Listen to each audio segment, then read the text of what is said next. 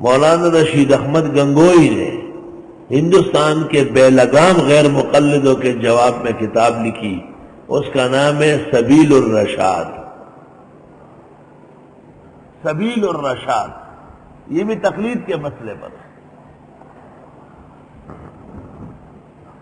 غیر مقلد سے اہم اختلاف تقلید پر ہے، اور باتوں پہ مناظرہ نہیں، تقلید سمجھو۔ فاتحہ رفع یدین امین، اس میں مناظرہ مناسب نہیں، شوافی کو ہم مانتے ہیں، وہ بھی اس کے قائل ہیں، لیکن ان کو آپ نے پکڑنا ہے تقلید پر۔ مولانا امیر اکاڑا اور مشہور زمانہ غیر مقلد جو ان کے ہاں پیر جھنڈا، اس پیر جھنڈے اور مولانا امین کا مناظرہ ہوا ہے، تو انہوں نے مولانا امین کو کہا اصول حدیث میں لکھا ہے۔ مولانا نے پوچھا اصول حدیث سے کیا مراد ہے آپ کو؟ کہا نخبۃ الفکر۔ کس نے لکھی ہے؟ حافظ ابن حجر نے۔ تدریب الراوی کا ساتھ ساتھ بتاتے رہو کس نے لکھی ہے؟ جلال السیوطی نے۔ اس کا متن کیا ہے؟ تقریب کس نے لکھی ہے؟ نووی نے۔ الباعث الاسیر بتاتے رہو ساتھ کس نے لکھی ہے؟ حافظ ابن کثیر۔ اور فتح المغیث فی شرح الفیۃ الحدیث سخاوی نے لکھی ہے۔ کہا مولانا نے ایک موقع پر پلٹ کے کہا آپ کا مجھ سے مناظرہ اس بات پر ہے کہ آپ کا دعویٰ ہے کہ تقلید ناجائز ہے۔ یہ جن کتابوں کو آپ اصول حدیث کہتے ہیں یہ کنہوں نے لکھی ہے؟ کہا یہ سب شوافی مقلد ہے۔ مولانا نے کہا تمہیں شرم نہیں آتی؟ تیرا دعویٰ ہے عدم تقلید اور کتاب پیش کرتے ہو مقلد کی۔ تو جواب میں کہا کیا کروں، اہل حدیثوں نے کوئی دین کا کام ہی نہیں کیا۔ تو مولانا نے جی مناظرے کی کیسٹ موجود ہے، 6 کیسٹوں میں مناظرہ ہے۔ حضرت نے فرمایا ہم تو کہتے ہیں کہ غیر مقلد دین کو نقصان پہنچانے کے لیے انگریز نے کھڑے کیے، ان کا وجود ہی نہیں تھا انگریز سے پہلے، تو یہ دین کا کام کہاں سے کرتا؟ ہندوستان میں انگریز کے آنے سے پہلے پوری دنیا میں غیر مقلد کا وجود نہیں۔ اہم اختلاف دشمنان دین کے ساتھ وہ بدترین اختلاف غیر مقلد سے ہے، یہاں تک کہ یہ اشد حالا ہے من البریلیہ، لیکن لوگ علم نہیں سمجھتے۔ جب ان سے کہا جاتا ہے آؤ ان مسائل کی طرف جو اتارے اللہ نے اور آؤ پیغمبر کی طرف، قالو کہتے ہیں حسبنا ما وجدنا علیہ آباءنا، کافی ہمارے لیے جس پر پایا ہم نے اپنے بڑوں کو۔ اولو کان آباؤہم لا یعلمون شیئا، اگرچہ تھے بڑے ان کے کہ جانتے نہیں تھے کچھ بھی، ولا یہتدون، انہیں ہدایت یافتہ تھے۔ یا ایھا الذین آمنوا، اے ایمان والو، علیکم انفسکم، تم اپنا خیال رکھو، لا یضرکم من ضل اذا اہتدیتم، نہیں نقصان ہوگا تمہارا اگر کوئی بھٹک گیا جبکہ تم ہدایت پر ہو۔ الی اللہ مرجعکم جمیعا، اللہ کی طرف واپس ہوں گے سارے، فینبئکم بما کنتم تعملون، بس بتا دے گا تم کو وہ جو تم اعمال کرتے تھے۔ اس آیت پر اشکال ہے، اس سے تو صاف ظاہر ہے کہ آدمی خود ہدایت پر رہے اور کوئی بٹ کے پھرے ہماری بلا سے۔ اور ابھی گزرا ہے کہ بنی اسرائیل پر حضرت داؤد کے زمانے میں اور حضرت عیسیٰ کے زمانے میں اس لیے لعنت ہوئی کہ وہ برائیوں سے منع نہیں کرتے تھے۔ تو یہ بات کس طرح بنے گی کہ لا یضرکم من ضل اذا اہتدیتم؟ تو پہلا جواب اس کا یہ کہ تم نے ہدایت کا کام کر لیا اور تبلیغ پوری کی، پھر بھی کوئی نہ مانے تو لا یضرکم من ضل اذا اہتدیتم۔ اب جب کہ تم ہدایت پر ہو اور تمہاری کاوشیں پوری ہو گئی پھر بھی کوئی نہیں مانا تو لا یضرکم، تمہیں نقصان نہیں ہوگا۔ دوسرا جواب حضرت ابوبکر صدیق سے امام ابن جریر نے تفسیر میں نقل کیا ہے. امام ابن جریر نے تفسیر جامع البیان میں کہا ہے کہ وہ احسن ما اجابہ ابو بکر الصدیق، سب سے بہترین جواب وہ ہے جو ابو بکر صدیق نے دیا ہے. فرمائے اذا اہتدیتم، ہدایت پر کوئی ہو ہی نہیں سکتا جب تک امر بالمعروف نہی عن المنکر نہ کرے.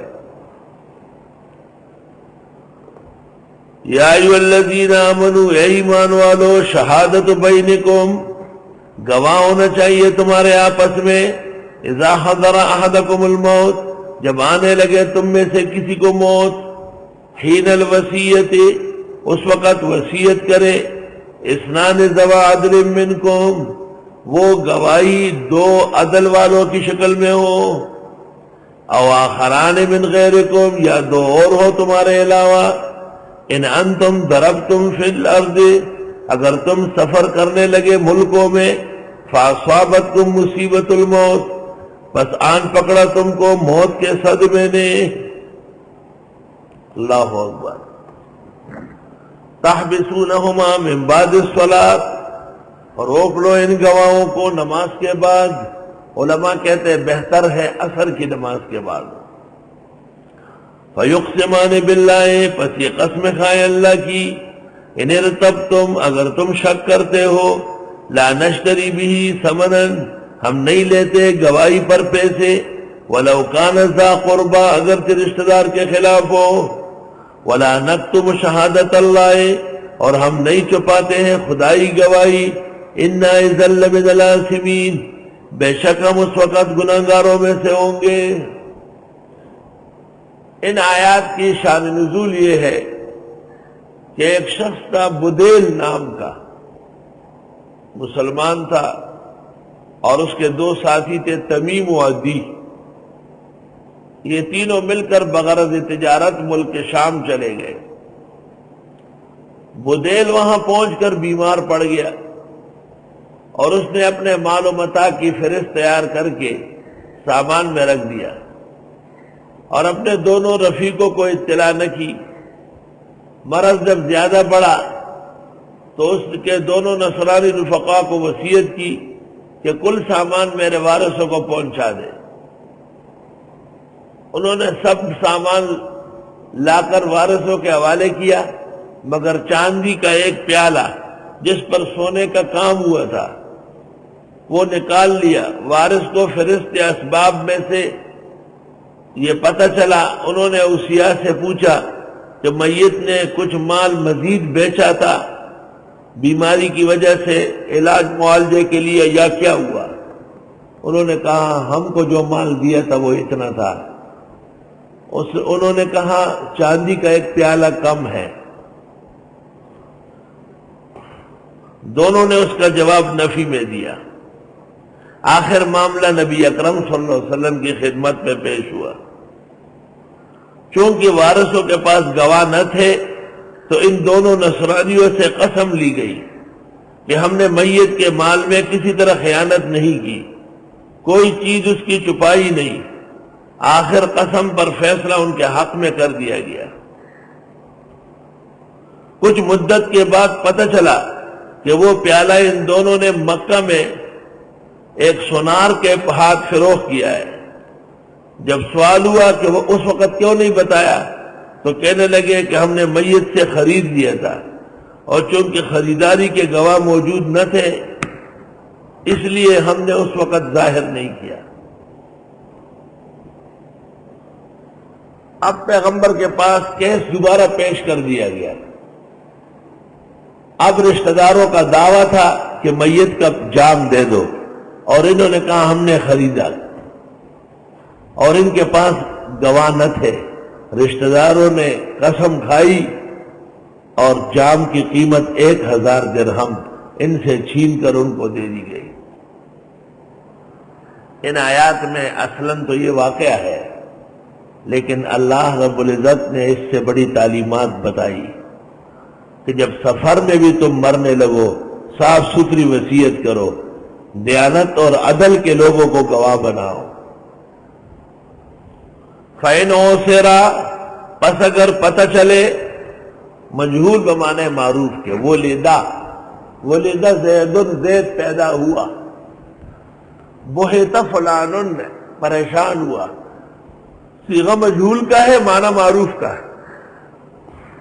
فَإِنْ عُثِرَ، پس اگر پتہ چلا علی اس بات کا انہما استحقا اسما، کہ ان دونوں نے دبایا ہے حق گناہ کر کے، فآخران یقومان مقامہما، پس دو آدمی اور کھڑے ہو جائے ان کی جگہ، من الذین، ان لوگوں کے خلاف، استحق علیہم الاولیان، کہ حق دبایا ہے ان کا اگلے دو نے، فیقسمان باللہ، وہ اب قسم کھائیں، لشہادتنا حق من شہادتہما، کہ ہماری گواہی زیادہ حق رکھتی ہے ان کی گواہی سے، وما اعتدینا، اور ہم نے کوئی زیادتی نہیں کی، انا اذا لمن الظالمین، بے شک ہم اس وقت بے انصافوں میں سے ہوں گے۔